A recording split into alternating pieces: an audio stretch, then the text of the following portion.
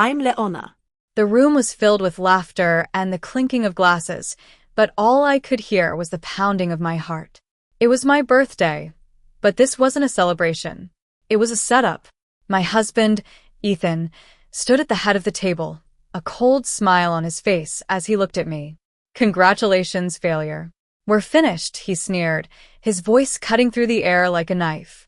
His words were met with a chorus of laughter from his wealthy friends and business associates.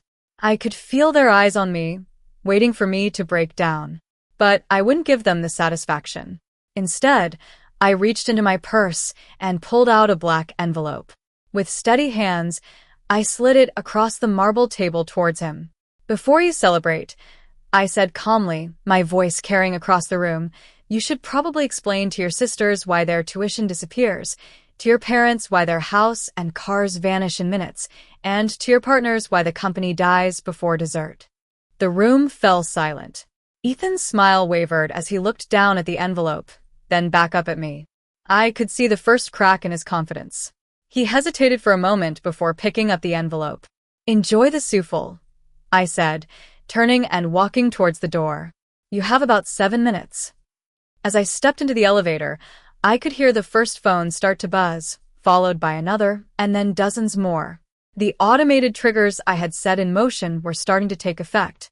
I closed my eyes and took a deep breath, feeling a sense of relief wash over me.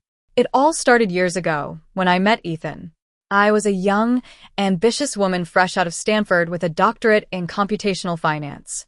I had developed a revolutionary algorithm called Helios, which had the potential to transform the financial industry. Ethan was a charming and successful banker, and we fell in love quickly. We got married, and I joined his company, Sterling Capital, as a technical advisor. At first, things were great. I worked hard, and my algorithm helped the company achieve record profits. But as time went on, I started to notice a change in Ethan. He became more distant and controlling, and he began to take credit for my work. I was no longer seen as a partner, but as a subordinate. One morning, I found a folder on Ethan's computer that contained documents about a restructuring plan.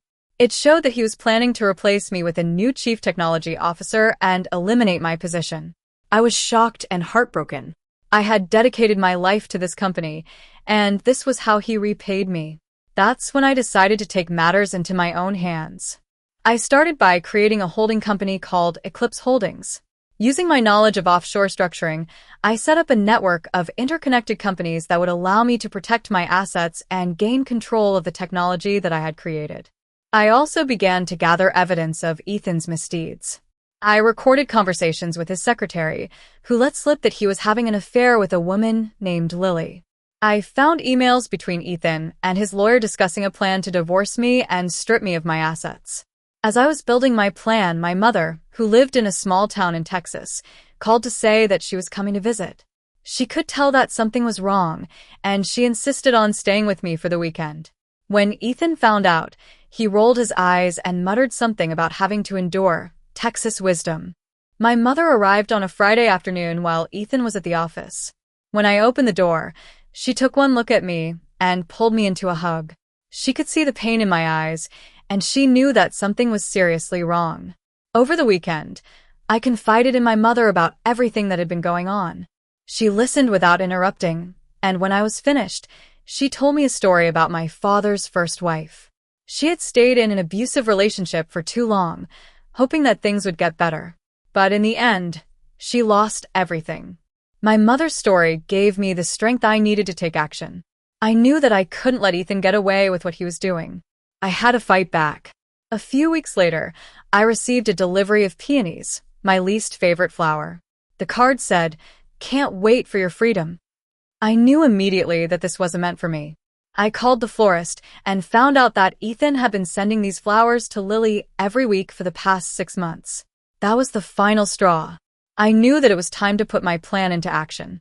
I spent the next few weeks setting up the automated triggers that would destroy Ethan's world. I created a series of licensing agreements between Sterling Capital and Eclipse Holdings, which gave me control of the Helios algorithm. I also set up a system that would freeze the company's assets and trigger loan accelerations if certain conditions were met. Finally, The day of my birthday arrived. Ethan insisted that I accompany him to a dinner at a fancy restaurant. He told me that we needed to present a united front, but I knew that he was planning something. When we arrived at the restaurant, I could see that the room was filled with Ethan's friends and business associates. They were all there to watch me be humiliated. But I was ready. As Ethan stood up to make his announcement, I could feel the tension in the room. I took a deep breath and waited for the right moment. When he finished speaking, I stood up and walked towards him. I could see the shock on his face as I presented him with the envelope. The next few minutes were a blur.